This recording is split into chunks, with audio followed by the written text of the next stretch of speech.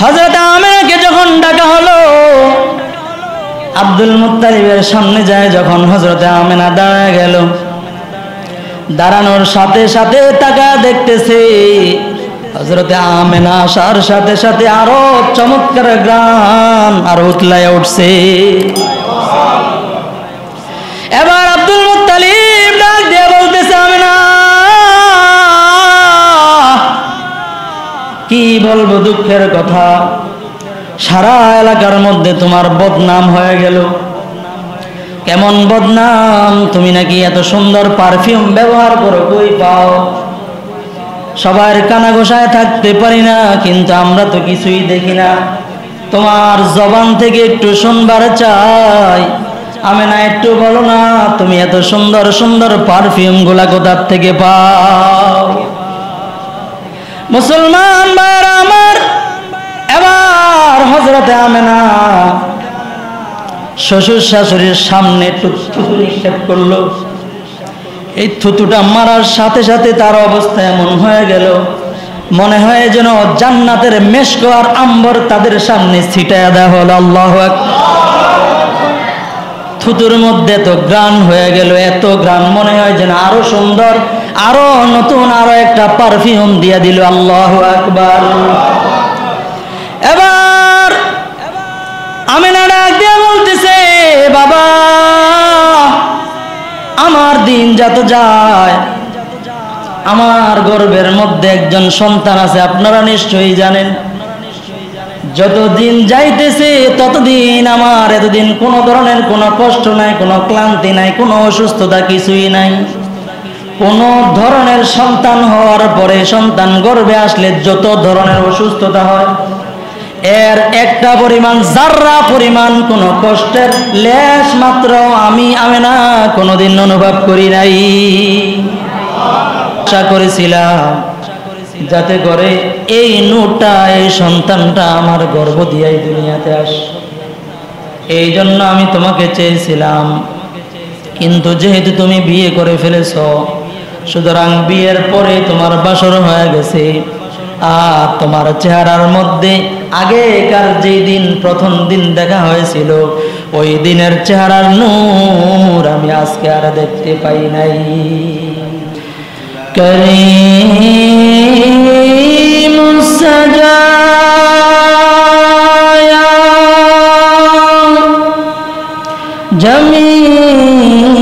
জামিলুশ Siam Nabiul ওয়ারায়া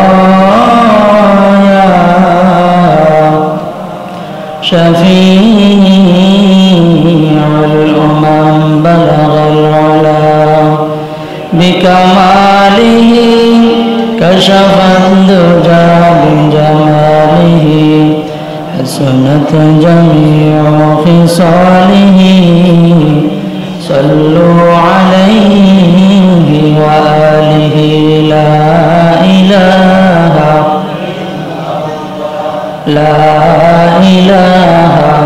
ইল্লাল্লাহ লা আসমান জমিন গায়রুল্লাহ, পাহাড় পর্বত গায়রুল্লাহ, আসমান জমিন গায়রুল্লাহ, পাহাড় পর্বত গায়রুল্লাহ, বাজার মাজার গায়রুল্লাহ, তুমি শুধু ইল্লাল্লাহ,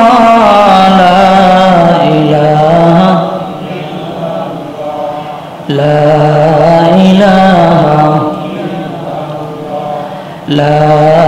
ইলাহা ইল্লাল্লাহ,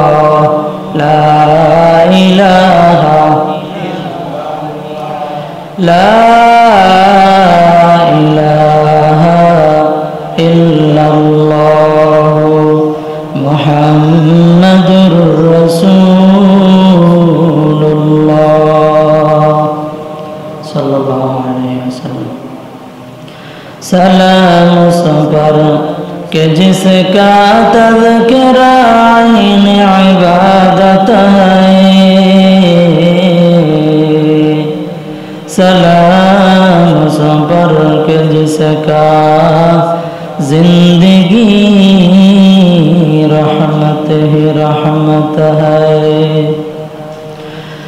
सलाम उस पर के जिस पर जावेदा करना सआदत है।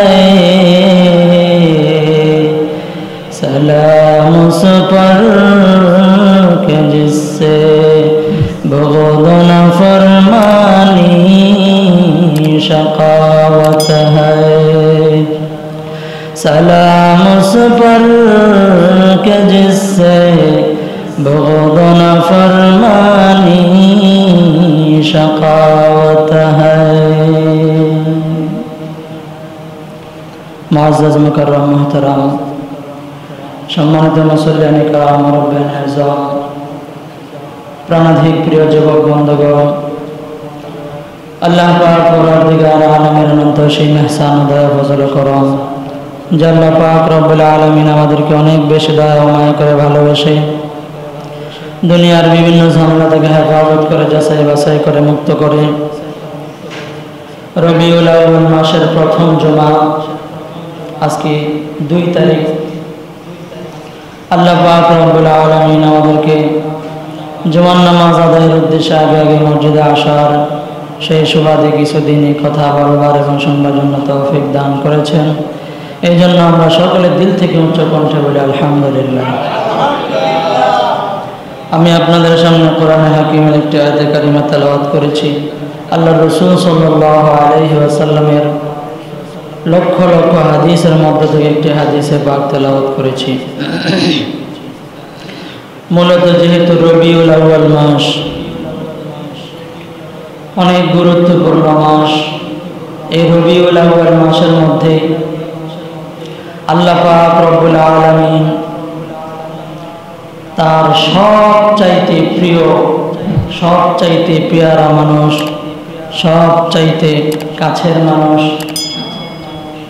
সমস্ত সৃষ্টির সেরা সমস্ত আম্বিয়া কেরামের উপরে যার স্থান, আমাদের নবীজি মুহাম্মদুর রাসূলুল্লাহ সাল্লাল্লাহু আলাইহি ওয়াসাল্লামকে দুনিয়ার জমিনের মধ্যে প্রেরণ করেছেন যেই মাস, এটা হলো সেই মাস। তো সেই হিসাবে আল্লাহর রাসূল সাল্লাল্লাহু আলাইহি ওয়াসাল্লামের কিছু আলোচনা আমরা করার নিয়তে আয়াতে কারিমা এবং হাদিসে পাক তেলাওয়াত করেছি। এই মাসের মধ্যে যে নামটা নামকরণ করা হয়েছে রবিউল আউয়াল, এই শব্দের অর্থ হলো বসন্ত আসা। অর্থাৎ দুনিয়াতে দেখবেন যখন বসন্তকাল আসে ওই সময় গাছের পাতাগুলো ঝরে পড়ে যায়, পুরাতন পাতাগুলো ঝরে পড়ে নতুন পাতা গজায়। এই পুরাতন গাছের সমস্ত পাতাগুলো ঝরে গিয়ে নতুন করে সবুজ শ্যামল করে আবার পাতা গজায়। এই গাছটাকে নতুন করে সুসজ্জিত করতে হবে। আল্লাহ পাক রব্বুল আলামিন যেহেতু এই মাসের মধ্যে তার পেয়ারা হাবিব নবীজি মুহাম্মদুর রাসূলুল্লাহ সাল্লাল্লাহু আলাইহি ওয়াসাল্লামকে প্রেরণ করেছেন, আল্লাহর রাসূলকে প্রেরণ করার মাধ্যমে আল্লাহর রাসূলের আগে যত আম্বিয়া কেরাম ছিল ওনাদের সমস্ত নবুয়ত বিলুপ্ত হয়ে আল্লাহর রাসূলের নবুয়তের আবির্ভাব নতুন পাতা গজানোর জন্য এই মাসের মধ্যে আল্লাহ তাআলা আল্লাহর রাসূলকে পাঠিয়েছেন। জোরে বলুন সুবহানাল্লাহ। এই জন্য এই মাসকে বলা হয় রবিউল আউয়াল। আল্লাহর রাসূল সাল্লাল্লাহু আলাইহি ওয়াসাল্লাম আসার সাথে সাথে আল্লাহর রাসূলের নবুয়তের সাথে সাথে আল্লাহ তাআলা দুনিয়া সৃষ্টির শুরু থেকে মানব জাতি সৃষ্টির শুরু থেকে যত আম্বিয়া কেরাম পাঠিয়েছেন সমস্ত আম্বিয়া কেরামের যে নবুয়ত ছিল, যে রিসালাত ছিল, যে কিতাব ছিল, যে হুকুম আহকাম ছিল, যে নিয়ম নীতি ছিল, যে ইসলাম ছিল, আল্লাহ পাক রব্বুল আলামিন এই সবগুলো এর ডেট অতিবাহিত করে দিয়েছেন। সবগুলো ডেট শেষ। আল্লাহর রসুল নবুয়তের সাথে সাথে আগেকার নবীর সমস্ত নবুয়তের কি শেষ? কথা বলেন। ডেট শেষ। বলেন না কি শেষ? ডেট শেষ। অর্থাৎ আগে যত নবী আম্বিয়া কেরাম ছিল ওনাদেরকে নবী হিসাবে আমাদের জানা লাগবে, নবী আল্লাহ পাঠিয়েছেন আমাদের মানতে হবে, কিন্তু ওনাদের সাথে এবং ওনার সাথে যে সমস্ত ইসলাম, যে সমস্ত কিতাব, যে সমস্ত রিসালাত আল্লাহ তাআলা পাঠিয়েছেন, এই সমস্ত কিছু আমাদের নবীজি আসার পরে আর এগুলো মানার কোনো কি নাই, কোনো ব্যবস্থা নাই। এই জন্য এটা ডেট শেষ। ওষুধের যেমন ডেট শেষ, ডেট শেষ হইলে এই ওষুধ আর খাওয়া যায়? খাওয়া যায় না।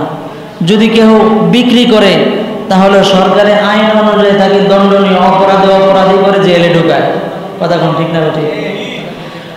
এই জন্য আল্লাহ তাআলা আমাদের নবীর নবুয়তের পরে আগেকার নবী যারা ছিলেন, যত নবুয়ত ছিল, যত কিতাব ছিল, সমস্ত কিতাব তাদের জায়গায় বহাল আছে, কিন্তু এগুলো আর মানা যাবে? মানা যাবে না। এখন যদি কেউ নতুন করে বলে যে আমরা তো মুসা আলাইহিস সালাতু ওয়াস সালামের অনুসারী, আমরা তো জবুর, তাওরাত, অন্যান্য কিতাবগুলো আমরা মানব, তাহলে সে মুসলমান বলে গণ্য হবে? গণ্য হবে। কেন? ঔষধ যেমন ডেট ফেল হয়ে গেলে খাওয়ার উপযুক্ত থাকে না, ঠিক তেমনি ভাবে আল্লাহর রসুলের নবুয়তের পরে আগেকার নবুয়তের এমন চলাফেরা মানার কোনো অনুমতি থাকে না। আল্লাহ রসুল সাল্লাল্লাহু আলাইহি ওয়াসাল্লাম যেই দিন তারিখে আসলেন, এই তারিখ নিয়ে অনেক মতনৈক্য রয়েছে। কেউ বলেছেন 8 তারিখ, কেউ 9 তারিখ, 7 তারিখ, 12 তারিখ, বিভিন্ন কি আছে মতভেদ রয়েছে। অর্থাৎ আল্লাহ রসুল সাল্লাল্লাহু আলাইহি ওয়াসাল্লাম যখন দুনিয়াতে ভূমিষ্ঠ হয়েছিলেন, ওই সময় উনি যে আল্লাহ নবী হিসাবে আসতেছেন, এটা যারা বিজ্ঞ আলেম ছিল, বনি ইসরায়েলদের মধ্যে যারা অনেক বড় বড় বিজ্ঞ ব্যক্তি ছিল, শুধু ওনারাই জানতো এবং ওনারা এই সমস্ত ব্যাপারগুলো কি কি লক্ষণ, এগুলো দেখে অবস্থাটা কেমন হবে, দুনিয়ার অবস্থা কেমন হবে, আকাশের অবস্থা কেমন হবে, কোন তারকা উঠবে, কি হবে, এই সবগুলো জানতো কারা? যারা বড় বড় পাদ্রী ছিল। বর্তমানে যেমন আলেম বলা হয়, আগের জামানার মধ্যে পাদ্রী বলা হতো। বড় বড় আলেমদেরকে কি বলা হতো? পাদ্রী বলা হতো। তো বড় বড় পাদ্রীরা ওনারা আল্লাহর রসুলের এই অবস্থাগুলো জানতো, সবাই জানতো না। তো আল্লাহ রসুল সাল্লাল্লাহু আলাইহি ওয়াসাল্লাম যেহেতু নবী হিসাবে আসবেন আর সবাই জানতো না, তো না জানা অবস্থায় তার 40 বছর পরের অবস্থাটা কিয়ামত পর্যন্ত আল্লাহ পাক রব্বুল আলামিন মানুষদের জানার জন্য, মানার জন্য আল্লাহ তাআলা এমন একজন মানুষ, এমন একজন নবীকে পাঠাইতেছেন, তার জানাটা মোটামুটি আল্লাহ তাআলা রেখে দিয়েছেন, যদিও মতনৈক্য রয়েছে। আল্লাহ রসুল সাল্লাল্লাহু আলাইহি ওয়াসাল্লামের বাবার ইন্তেকাল হয়ে গেল আল্লাহ রসুল সাল্লাল্লাহু আলাইহি ওয়াসাল্লাম দুনিয়াতে আসার বহু আগে। আল্লাহ পাক রব্বুল আলামিন এমন কষ্টের মাধ্যমে আল্লাহ তাআলা আল্লাহর নবীকে পাঠালেন উম্মতের দরদি হওয়ার জন্য। যে মানুষ সব সময় বাবার আদর স্নেহে ছিল, ওই ব্যক্তি কোন একজন এতিম, অনাথ, গরিব, খুব কষ্টে আছে, এমন ব্যক্তির দরদ বুঝবে? দরদ বুঝবে না।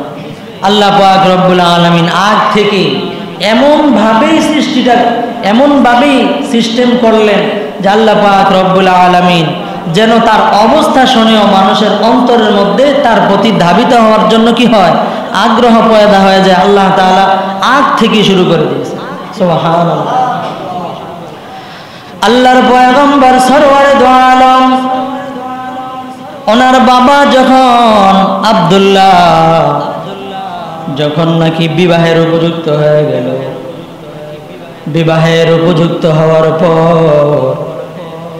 আব্দুল্লাহকে বিবাহ করার জন্য আব্দুল মুত্তালিব পাত্রী দেখা আরম্ভ করলো।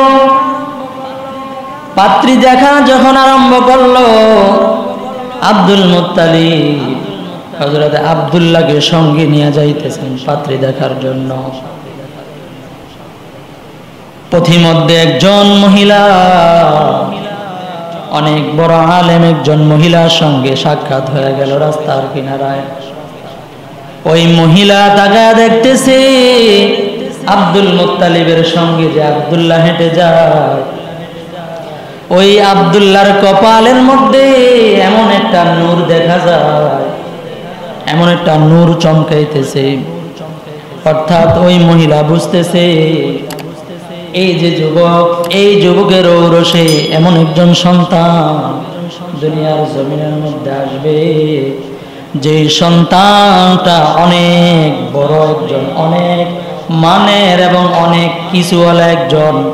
অর্থাৎ তাকে দেখার দ্বারা আল্লাহ তাআলা নবী বানাবেন এমন কিছু পর্যায়ে, কিছু অবস্থা এই মহিলা দেখা বুঝে ফেলছে। এবার এই মহিলাটা যখন বুঝে ফেললো আব্দুল্লাহর চেহারার মধ্যে এমন একটা নূর চমকায়, ওই মহিলা যুবক আব্দুল্লাহ ওর সাথে থাকার জন্য এই মহিলা তার সাথে প্রস্তাব দিয়া দিল, ও যুবক তুমি আমার সাথে থাকো, প্রস্তাব দিয়া দিল। কিন্তু আব্দুল্লাহ রাদিয়াল্লাহু আনহু তিনি তো হলেন আল্লাহ পাক রব্বুল আলামিনের মনোনীত, যার মাধ্যমে আল্লাহ পাক রব্বুল আলামিন তার সবচাইতে প্রিয় মানুষটাকে দুনিয়ার জমিনের মধ্যে পাঠাবে, এমন পূত পবিত্র মানুষ। এবার আব্দুল্লাহ রাদিয়াল্লাহু আনহু অস্বীকার করে চলে গেলেন, বাবার সাথে চলে গেলেন। এবার সম্ভ্রান্ত পরিবারের মধ্যে আব্দুল মুত্তালিবের হাত ধরে নিয়ে গেল। এরপর আব্দুল মুত্তালিবের কথায় পারিবারিকভাবে বিবাহ হয়ে যায়। এবার যখন বাসর রাতে শুরু হয়ে গেল, প্রথম রাত কাটানোর পর আল্লাহ পাক রব্বুল আলামিন এই প্রথম রাতেই হযরতে আমেনার ঘরে আল্লাহ পাক রব্বুল আলামিন হযরতে আব্দুল্লাহর ঔরসে আমাদের প্রিয় পয়গম্বর হযরতে আমেনার গর্ভ ধারণ করে ফেলেছে। মুসলমান ভাইরা আমার, কিতাবের মধ্যে লেখে আব্দুল্লাহ রাদিয়াল্লাহু আনহু ডাক দিয়ে বলতেছে, কিছুদিন পর, 2-4 দিন পর বা 2-1 দিন পর আমি যখন আবার এই রাস্তা দিয়ে হাঁটতেছিলাম, আবার পথিমধ্যে তাকা দেখতেছি ওই মহিলা যে নাকি বিবাহের আগে আমাকে প্রস্তাব দিয়েছিল তার সাথে থাকার জন্য, ওই মহিলার সাথে পথিমধ্যে সাক্ষাৎ হয়ে যায়। ওই মহিলা এবার আব্দুল্লাহ রাদিয়াল্লাহু আনহুকে ডাক দিয়া কিছুই বলে না। প্রথম দিন সাক্ষাৎ হওয়ার পর যেমন নাকি তার সাথে দেখা করার জন্য, কথা বলার জন্য এমন একটা আগ্রহ ছিল, দ্বিতীয়বার সাক্ষাৎ হওয়ার পর কোনো কথা নাই, কোনো কিছুই নাই। এবার হযরত আব্দুল্লাহ ডাক দিয়া বলতেছে, ও মহিলা কি হলো তোমার, আজকে তুমি কোনো কথা বলতেছো না, কি ব্যাপারে, কি বলো? মুসলমান ভাইয়েরা আমার, এবার আব্দুল্লাহ ডাক দিয়া বলতেছে, ওই মহিলা আব্দুল্লাহকে বলে, ও যুবক তুমি যখন তোমার বাবার সাথে তুমি বিবাহের জন্য যাইতেছিলা, ওই সময় আমি তাকায় দেখলাম তোমার চেহারার মধ্যে এমন একটা নূর চমকায়, যেই নূরটা আমি বুঝতেছিলাম তোমার দ্বারা এমন একজন সন্তান দুনিয়ার জমিনের মধ্যে আসবে, যে সন্তান দুনিয়ার অন্যতম একজন ব্যক্তি হিসাবে আল্লাহ পাঠায় দিবে। ও যুবক, এই চেহারার মধ্যে, তোমার এই চেহারাটার মধ্যে আমি এমন একটা নূর দেখতে পাইতেছিলাম। আমি মনে মনে আশা করেছিলাম যাতে করে এই নূরটা, এই সন্তানটা আমার গর্ভ দিয়াই দুনিয়াতে আসে। এই জন্য আমি তোমাকে চেয়েছিলাম, কিন্তু যেহেতু তুমি বিয়ে করে ফেলেছো, সুতরাং বিয়ের পরে তোমার বাসর হয়ে গেছে। আর তোমার চেহারার মধ্যে আগেকার যেই দিন, প্রথম দিন দেখা হয়েছিল, ওই দিনের চেহারার নূর আমি আজকে আর দেখতে পাই নাই। অর্থাৎ আল্লাহর রসুল মায়ের গর্ভে কি চলে আসছে। কিছুদিন পরে আল্লাহর রসুল সাল্লাল্লাহু আলাইহি ওয়াসাল্লামের বাবা আত্মীয়দের সাথে চলে গেলেন ব্যবসার উদ্দেশ্যে। ব্যবসার উদ্দেশ্যে যাওয়ার মধ্যে পথিমধ্যে আল্লাহ রসুল সাল্লাল্লাহু আলাইহি ওয়াসাল্লামের বাবা হঠাৎ অসুস্থ হয়ে অল্প সময়ের মধ্যে দুনিয়া ত্যাগ করে ফেলেছে, বিদায় হয়ে গেছে দুনিয়া থেকে দীর্ঘদিন সময়। আল্লাহ রসুল সাল্লাল্লাহু আলাইহি ওয়াসাল্লাম দুনিয়াতে আসার বহু আগে আল্লাহ তাআলা আল্লাহ রসুলের বাবাকে দুনিয়া থেকে নিয়ে গেলেন। যখন নিয়ে গেলেন, স্বামীহারা একজন মহিলা, ইদ্যত পালন করা লাগে। সুতরাং বিধবা একজন মহিলা, তার সজ্জা, সে সাজা গোজা, সাজগুজ করা, বিভিন্ন জায়গায় যাওয়া, এদিক সেদিক যাওয়া, এটা যেমন আমাদের ইসলামের মধ্যে নিষেধ রয়েছে, ওই সময়ও একজন বিধবা মহিলা এমন সাজসজ্জা করা কি ছিল? নিষেধ ছিল। এখন আল্লাহর রাসূল সাল্লাল্লাহু আলাইহি ওয়াসাল্লাম গর্ভের মধ্যে দিন দিন বড় হচ্ছে, সময় ঘনিয়ে আসতেছে। আর আল্লাহর রাসূল সাল্লাল্লাহু আলাইহি ওয়াসাল্লামের বাড়িতেই গিয়েছেন, কিন্তু মানুষ এলাকার মধ্যে কান ঘোষা শুরু করেছে, কানা ঘোষা করতেছে যে আব্দুল্লাহর স্ত্রী আমেনা একজন স্বামীহারা বিধবা একজন মহিলা, সে এত সুন্দর সুন্দর পারফিউম দেয় কোথা থেকে? কানা ঘোষা শুরু করছে এলাকার মধ্যে। কোন একটা বিষয় হলে শুরু হয়ে যায় না, ভালো খারাপ। হ্যাঁ, এক জায়গায় বসলে এমন ভাবে ওই যে এক জায়গার মধ্যে হইতে হইতে এক মহিলার একজন কালো সন্তান হয়েছে। কি হয়েছে? কথা কর না, কি সন্তান হয়েছে? কালো কালো কালো সন্তান হইতে পারে না? আল্লাহ তাআলা যাকে যেমন দেন, অনেক বাবা সুন্দর, মা সুন্দর, এরপরে কালো সন্তান হওয়া স্বাভাবিক না অস্বাভাবিক? স্বাভাবিক। আল্লাহ তাআলা যাকে যেটা যেমন করেন। কিছুদিন আগের একটা খবরও আছে এমন, যে মহিলারা বিভিন্ন চ্যানেল দেখে না, চ্যানেলের মধ্যে এই বয়ান আমি আগেও করছি, কিন্তু এই নামটা আমার মুখ দিয়ে আর আসে না, মানে মনেই থাকে না। কি জানি আমি ভুলটা বলি, রাঙ্গাপুরি জানি এই ধরনের একটা নাম আছে না, কি জানি রাঙ্গাপুরি। আরে ওই যে এরা ছবি দেখে যে বিভিন্ন চ্যানেলের মধ্যে, কি জানি একটা নাম আছে। এই নামের মধ্যে মহিলা সুন্দর, বাবাও সুন্দর। তো সাধারণ নিয়ম কি? তাহলে মোটামুটি এত কালো হবে না, কিন্তু ওই যে মহিলা সব সময় যে ছবিটা দেখতো, ওই ছবির মধ্যে ওই বাচ্চাটা ছিল এমন কালো। মানুষ যখন গর্ভে ধারণ করে সন্তান, ওই সময় সে যা করে, তার চোখ, হাত, পা, অভ্যাস যা কিছু করে, পেটের সন্তানের মধ্যে এর আসর পড়ে। সে ভালো করলে, কোরআন তেলাওয়াত করলে কোরআন তেলাওয়াতের আসর পড়ে, সে ছবি, গান বাজনা ইত্যাদি শুনলে এগুলোর আসর পড়ে। যে যেমন তার ঘরে এমন আসর বেশি পড়ে। ওই মহিলা এমন ওই ছবি বেশি বেশি দেখতো, আর ছবি বেশি রাত্রে ঘুমাইলেও স্বপ্নে, দেখলেও স্বপ্ন, যা কিছু সবসময় এই কল্পনা করতো। তো পেটের সন্তান ওই যে ওইটার মতো এমন ভাবে চোখ কালো আর হাত পা কালো, কেমন একদম বিশ্রী, দেখলে ভয়ঙ্কর, এমন এক সন্তান দুনিয়াতে হয়েছে। হওয়ার পরে তো হায় হায়, পুরা তুলপা। কি হইল? পরে ওলামায়ে কেরামের কাছে শরণাপন্ন হয়েছে, কি হইল? এখন তো সন্দেহ লাগছে যে কি কার সন্তান এটা, আমার সন্তান তো এমন হওয়ার কথা না।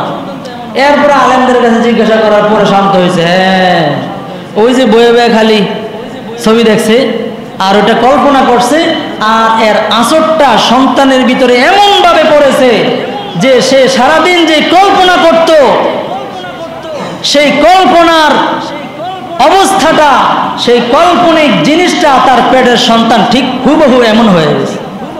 নাউজুবিল্লাহ।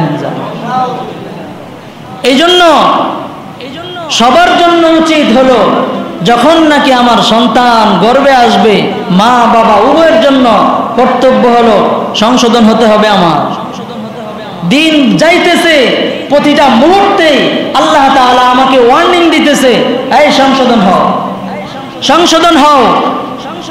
আমার একদিন দাড়ি ছিল না, আজকে দাড়ি উঠে গেছে। দাড়ি উঠছে তো পাকা ছিল না, 2 দিন পরে দাড়ি পাকা আরম্ভ করছে। আল্লাহ তাআলা ওয়ার্নিং দিতেছে, এই তোর পাকা দাড়ি ছিল, সময় গণায় আছে, কবরের কাছাকাছি চলে আসতেছ, তোমার দাড়ি সাদা হয়ে যাইতেছে। দাঁত ছিল না, দাঁত উঠেছে, দাঁত পড়ে যাচ্ছে। ভালো ভালো খেতে পারতে, এখন আর খেতে পারো না, হাঁটতে পারো না, কোমর ব্যথা হয়ে গেছে, হাত ব্যথা করে, বিভিন্ন সময় হাঁটতে পারো না। আল্লাহ তাআলা ওয়ার্নিং দিতেছে, সোজা হও, সোজা হও, সোজা হয়ে যাও, ভালো হয়ে যাও। প্রতিটা মুহূর্তে আমাদেরকে আল্লাহ তাআলা ওয়ার্নিং দিতেছে, ভালো হয়ে যাও। সন্তান গর্ভে আসছে, ভালো হয়ে যাও। তুমি উল্টা পাল্টা করবা, সন্তান এমনই হবে।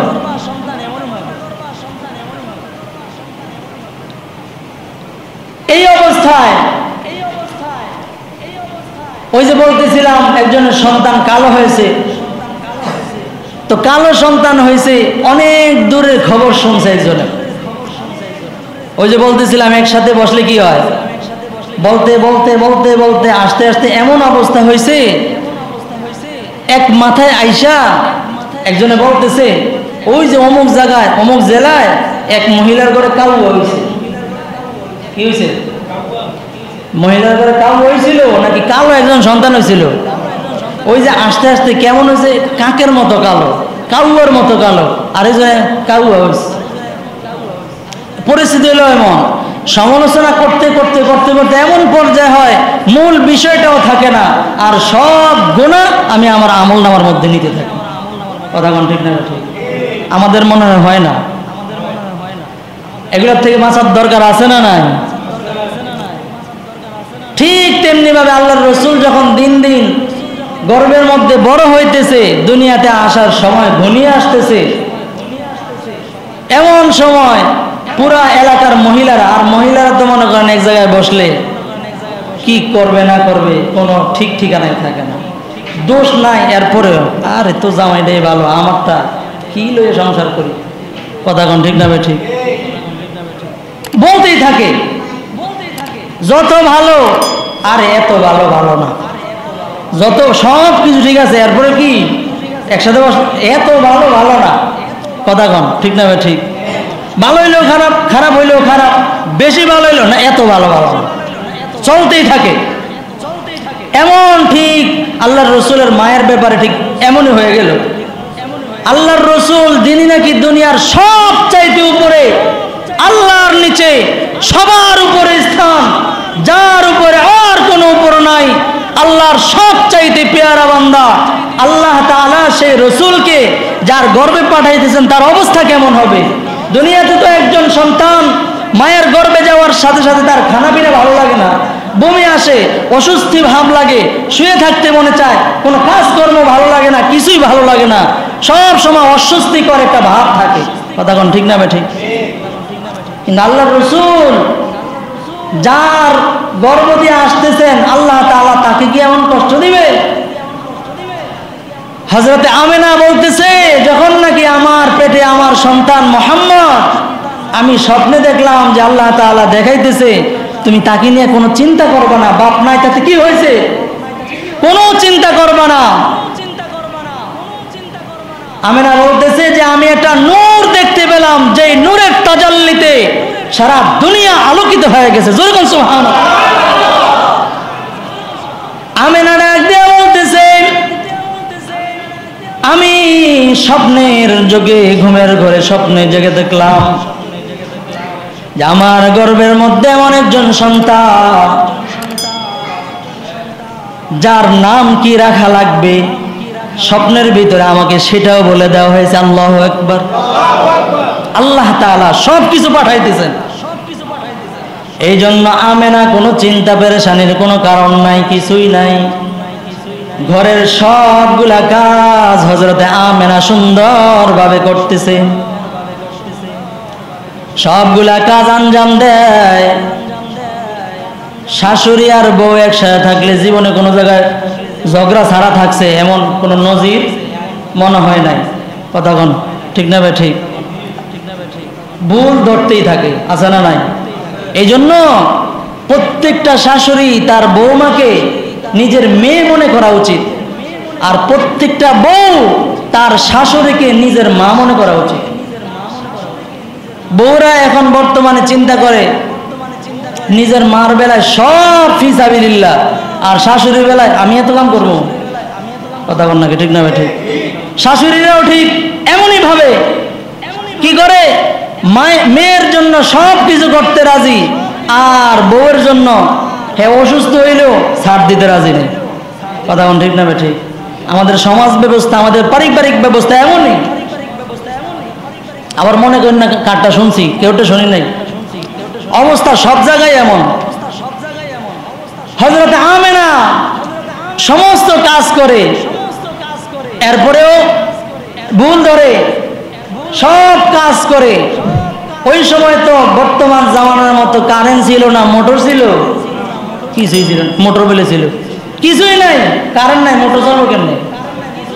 ওই সময় কলসি দিয়ে অনেক দূর থেকে, কূপ থেকে পানি আনা লাগতো। কলসি দিয়ে পানি আনা, যেমন আমাদের মায়েরা দাদিরা, বর্তমানে তো কম নাই বললেই চলে। এই জায়গার মধ্যে আরেকটা কথা যেহেতু মনে আসছে, চাপ কল বর্তমানে জায়গার মধ্যে, বিভিন্ন জায়গার মধ্যে, গ্রামের মধ্যে চাপ কলের প্রচলন উঠে গেছে। কথা বল ঠিক না ঠিক? সবাই চিন্তা করে আমার মায়ে কষ্ট করবো, আমার বউ কষ্ট করবো, আরে রাগ, একটার জায়গায় দুইটা লাগাই দেয়। কথা বল ঠিক না ঠিক? না, আপনি মোটর লাগান, আরো লাগান, অসুবিধা নাই, দুই একটা চাপ কল রাখেন।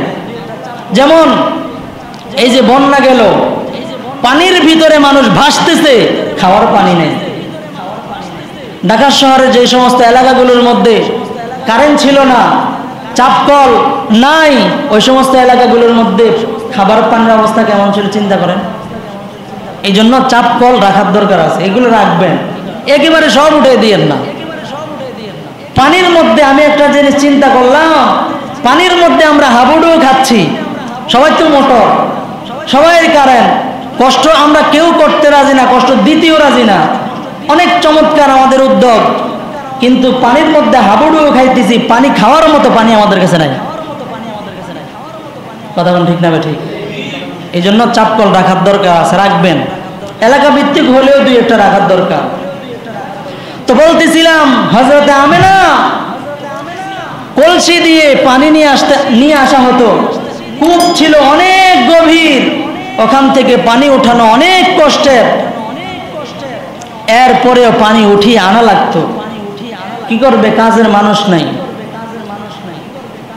আর ওই দিক দিয়া মহিলারা যেহেতু অন্যান্য মেয়েদের সাথে, অন্যান্য মহিলাদের সাথে হযরতে আমেনা পানি আনতে যেত, বিভিন্ন পারিবারিক কাজ করার জন্য অন্যান্য মহিলাদের সাথে সাক্ষাৎ হতো। অন্যান্য মহিলারা দেখতো যে কিরে, আমেনা তো তার স্বামী নাই, একজন বিধবা মহিলা, সে এত সুন্দর সুন্দর পারফিউম, এত সুন্দর সুন্দর আতর আর সেন্ট এগুলো করতে দেয়, মনে হয় লাইনাস। সন্দেহ করে না? করে না? সন্দেহ হলে শুধু সন্দেহের উপর ভিত্তি করে কোনো একটা কাজ করা, এটা শরীয়ত সমর্থন করে না। আপনার সন্দেহ লাগছে এমন এটা করে, শুরু করে দিয়েছে সমালোচনা, আছে না নাই? ঠিক ওই মহিলারা সমালোচনা শুরু করে দিল। সমালোচনা যেতে যেতে বাজার পর্যন্ত গেল। বাজার পর্যন্ত যদি খালি একবার চাষ চলে, যে জায়গার মধ্যে চা বিক্রি হয়, সবাই বৈশা আড্ডা দেওয়ার একটা সুরত হয়, তখন কি অবস্থা, কি জমাটা জমে গেল। যে বিধবা আমেনা আব্দুল্লাহর স্ত্রী, সে মনে হয় কারোর সাথে সম্পর্ক করে। সে এত সুন্দর সুন্দর পারফিউম দেয়, এই পারফিউম পায় কই থেকে? তার তো স্বামী নাই, আনবো কে, দিবে কে? এই শুরু হয়েছে কানা ঘোষা, দুর্নাম আর বদনাম পুরা এলাকার মধ্যে, পুরা বাজারের প্রত্যেকটা দোকানে দোকানে ছড়ে গেল যে আমেনা পারফিউম ব্যবহার করে, পায় কই? মনে হয় লাইনাস। শুরু হয়ে গেল। এবার আব্দুল মুত্তালিব, নবীজির দাদা আব্দুল মুত্তালিব, এই কথাগুলো বাজারে যেহেতু যাওয়া আসা তো সবারই লাগে। আব্দুল মুত্তালিব চিন্তা করতেছে এত কানা ঘোষা, কিন্তু আমি তো আমার ঘরের পুত্রবধূকে দেখি তার মতো সৎ আমার চোখে আর নজরে পড়ে না। আল্লাহু আকবার। এবার আব্দুল মুত্তালিব বাহিরের সাথে আর ঘরের সাথে কোনো মিল নাই। ঠিক তেমনি ভাবে আপনার ঘরের যদি কোনো বদনাম পান, কারোর সাথে যদি কোনো বদনাম পান, এই বদনাম নিয়েই হাঁটা আপনার জন্য জায়েজ নাই। আপনি এটাকে তদন্ত করতে হবে যদি সামনের দিকে অগ্রসর হওয়া লাগে। ও মুসলমান ভাই, এবার আব্দুল মুত্তালিব তাকায় দেখে পুরা বাজারের প্রত্যেকটা মানুষ কানাঘুষা করতেছে, আব্দুল্লাহর স্ত্রী এত সুন্দর পারফিউম কই পায়? আব্দুল মুত্তালিব এবার তাকায় দেখতেছে মানুষ এমন ভাবে কানাঘুষা করে, কিন্তু আমি তো আমার পুত্রবধূ থেকে দেখতেছি এক নাম্বার 100% সলিড, তার মধ্যে যাররা পরিমাণ সুতা পরিমাণ কোন সমস্যার কোন গন্ধ পর্যন্ত নাই। জোরে কোন আল্লাহু আকবার। এবার আব্দুল মুত্তালিব কি করবে, কি কর্তব্য বিমূঢ় হয়ে গেল। কার কাছে কি জবাব দিবে কিছুই বলে না, ধৈর্য ধারণ করতেছে কিভাবে সবাইকে সমাধান দিবে এমন কোনো ব্যবস্থাও নাই। কারণ দোকানের মধ্যে একজন মানুষ যদি একটা কথা ওঠায়, সবাই মিলে বাধা দিলেও আরো কয়েকজন আইসা এটার মধ্যে তুষ দেয়। কথা কোন ঠিক না বা ঠিক? কেরোসিন ঢালে। কথা কোন ঠিক না বা ঠিক? এবার আব্দুল মুত্তালিব সবর করতেছে কি করবে। শেষ পর্যন্ত আব্দুল মুত্তালিব যখন কিছুই বলে না, কিভাবে বলবে? বাহিরের সমালোচনা করে ঠিক, কিন্তু ঘরে আইসা দেখতেছে আমার পুত্রবধূ 100% সলিড। জোরে কোন আল্লাহু আকবার। কি বলবে? কিছু বলার কোনো অবস্থা নাই। এবার আব্দুল মুত্তালিব সবর করে করে সামনের দিকে দিনগুলো যায়, কিন্তু ওই সমস্ত সমালোচকরা তো সমালোচনার থেকে বিরত থাকতেছেই না, বরঞ্চ আব্দুল মুত্তালিবের স্ত্রী নবীজির দাদির কাছে আইসা পর্যন্ত বলতে আরম্ভ করেছে। আগে তো বাইরে, এখন ঘরে শুরু করছে। কি শুরু করল? আগে থামাও না কেন? ইজ্জত তো গেল। শুরু করছে দাদির। কারণ মহিলারা অল্প একটু যদি আমার ঘরের মানুষের ব্যাপারে করে রাগ উঠে যায় না? এখন কি করবে?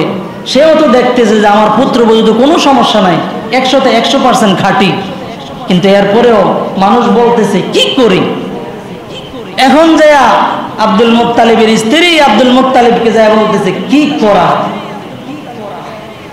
ঘরের মধ্যে এসে মানুষ এভাবে বলতেছে আমাদের পুত্রবধূ নাকি পারফিউম ব্যবহার করে। এই এত সুন্দর সুন্দর পারফিউম তারা শোনে, বাস্তব তো লাগে যে এত সুন্দর পারফিউম সে পায় কই? আরেকজনে কইছে আবার গ্রামও তো, কারণ ভিতরে পেটের ভিতরে কে? কথা বলেন না, পেটের ভিতরে কে? আল্লাহর রাসূল সাল্লাল্লাহু আলাইহি ওয়াসাল্লাম। তো তার গান ছড়াচ্ছে, যত দিন যাইতেছে দুনিয়ার জমিনে আসার দিন যত ঘনাচ্ছে তত গান বাড়তেছে। আল্লাহু আকবার। কি করবে? কিং কর্তব্য বিমূঢ় হয়ে স্বামীর কাছে গিয়ে বলতেছে কি বলবো। পরে বলতেছে আচ্ছা ঠিক আছে, বৌমাকে একটু ডাকো। বৌমাকে একটু ডাক দাও। হযরত আমেনাকে যখন ডাকা হলো, আব্দুল মুত্তালিবের সামনে যায় যখন হযরত আমেনা দাঁড়ায় গেল, দাঁড়ানোর সাথে সাথে তাকা দেখতেছে হযরত আমেনা আসার সাথে সাথে আরো চমৎকার গান আর উতলায় উঠছে। এবার আব্দুল মুত্তালিব ডাক দিয়ে বলতেছে আমেনা, বলবো দুঃখের কথা, সারা এলাকার মধ্যে তোমার বদনাম হয়ে গেল। কেমন বদনাম? তুমি নাকি এত সুন্দর পারফিউম ব্যবহার করো, কই পাও? সবার কানা ঘোষায় থাকতে পারি না, কিন্তু আমরা তো কিছুই দেখি না। তোমার জবান থেকে একটু শুনবার চাই, আমেনা একটু বলো না, তুমি এত সুন্দর সুন্দর পারফিউম গুলা কোথার থেকে পাও? মুসলমান ভাইরা আমার, এবার হযরতে আমেনা শ্বশুর শাশুড়ির সামনে থুতু নিক্ষেপ করলো। এই থুতুটা মারার সাথে সাথে তার অবস্থা এমন হয়ে গেল, মনে হয় যেন জান্নাতের মেশক আর আম্বর তাদের সামনে ছিটায়া দেওয়া হলো। আল্লাহু আকবার। থুতুর মধ্যে তো গ্রান হয়ে গেল, এত গ্রান, মনে হয় যেন আরো সুন্দর, আরো নতুন আরো একটা পারফিউম দিয়ে দিল। আল্লাহু আকবার। এবার আমেনা ডাক দিয়ে বলতেছে, বাবা, আমার দিন যত যায়, আমার গর্ভের মধ্যে একজন সন্তান আছে, আপনারা নিশ্চয়ই জানেন। যতদিন যাইতেছে ততদিন আমার, এতদিন কোনো ধরনের কোনো কষ্ট নাই, কোনো ক্লান্তি নাই, কোনো অসুস্থতা কিছুই নাই।